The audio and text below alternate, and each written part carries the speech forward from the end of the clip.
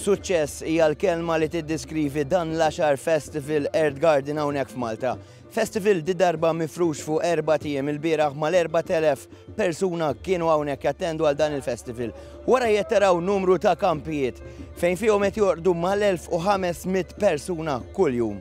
Festival li attira miet ta' żgħażagħ iżda mhux biss, anke numru ta' persuni avvanzati fl-età flimkien ma' turisti li ġew propju għal dan il-festival. Mużika adattata, ambjent ideali, prodotti wikel etniku, strumenti mużikali, saqiet mal-art u bankijiet magħmula mill-linjam li jaqdu l-kunċett tal-festival mat-tema tal-ambjent. Deskritt bħala uniku minn wieħed mill-organizzaturi ewlenin Earth Garden, Howard Keat. Earth Garden huwa uniku bħala festival. In-nies li jiġu jiena ngħid li huma lejali għall-festival għandhom imħabba kbira li dat tip ta' stil li huwa ivarja l-istil, imma pjuttost nista' ngħid li huwa mhux stil daqshekk kummerċjali, imma mużikalment vera livell għoli. Għandna areas differenti, u tipikament festival differenti bejn forsi nies ma jfhmux differenti bejn festival u kunċert, li kunċert qed tiffoka fuq xi ħaġa waħda, festival tħares lejha holistikament. Jiġifieri tħares lej il-camping, warajja għandi l-stage, il-root stage li hawnhekk mimli nies kien.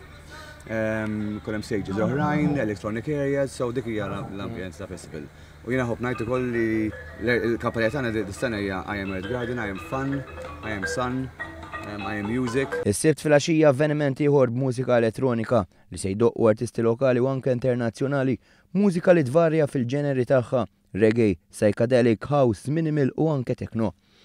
Opportunità wkoll li żgħażagħ jesperimentaw b'instrumenti li jdoqqu numru ta' mużiċisti professjonali u fuq kollox ambjent perfett li ġelek tirrilassa u taqta' mir-rutina stressanti tal-ħajja. It's lovely, colorful and joyful, you know, you meet other guys, you feel like family members, not just the sellers or the buyers or someone else, you feel like a close family unit. L-indafa kbira tispikka meta wieħed idur dawra mal-park fejn qed isir il-festival u mhux b'kombinazzjoni. Fl-aħħar xhur saru kampanji kbar ta' edukazzjoni ambjentali b'koordinazzjoni ma' kumpanija barranija li nediet il-proġett One Cup, użu ta' kontenitur li hu post materjal tal-plastik disponibbli. Spjegata aktar dwar dan il-konsulenta Gail Murphy. So we have a plan over the years to increase the sustainability elements and the environmental awareness that happens at the festival. So we have lots of education that happens around the awareness of the recycling and teaching people to compost. We have people going around the camping that actually are involved in kind of educating people here on site as well.